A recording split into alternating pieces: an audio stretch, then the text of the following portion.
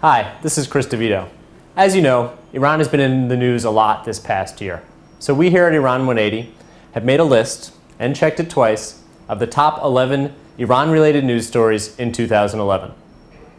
At number 11, Ahmed Shahid, the new Special Rapporteur for Human Rights at the United Nations, released a report in October citing testimony from individuals and organizations in Iran that revealed a systemic pattern of violations of fundamental human rights.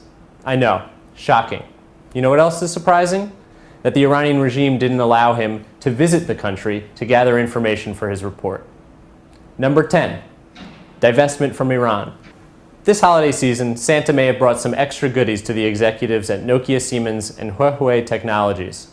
Both of these firms have divested significant resources from Iran and won't be doing further business there in the future. While we welcome these actions, it's important to remember that these are far from the only firms doing business in Iran.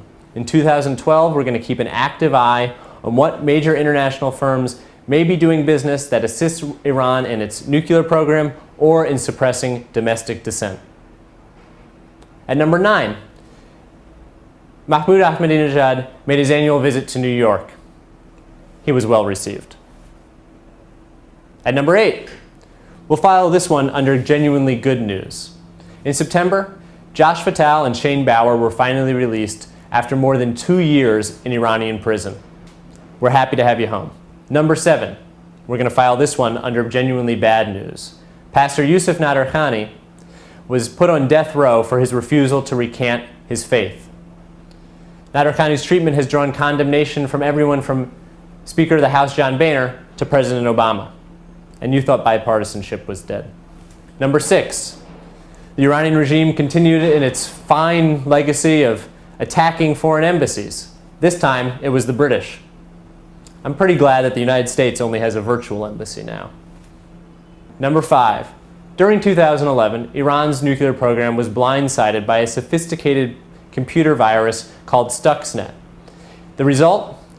Centrifuges gone haywire and serious damage to Iran's nuclear ambitions. What's less clear is who was behind it. Number 4, 2011 saw the harshest sanctions yet imposed on Iran's petroleum and financial sectors.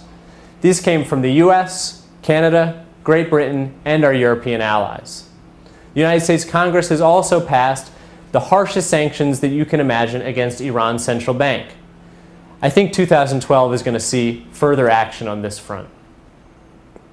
Number 3, deep in the heart of Texas, there was a used car salesman who was an Iranian agent who was caught by the Drug Enforcement Agency trying to work with a Mexican drug cartel to assassinate the Saudi ambassador in Washington, D.C.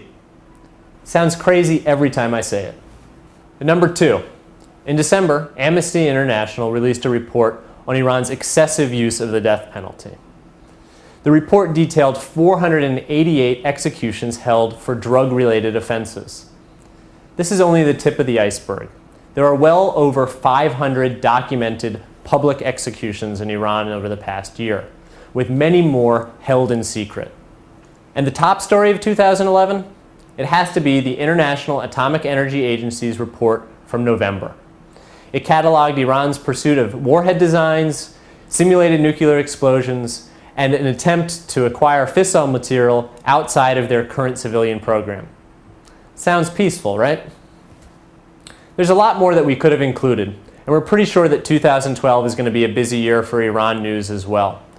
Get ready to hear more about Iran's meddling in Iraq and Afghanistan, harsher international sanctions, and I'm going to go out on a limb here and predict meddling in 2012's parliamentary elections. For Iran180, this is Chris DeVito. We'll see you in 2012.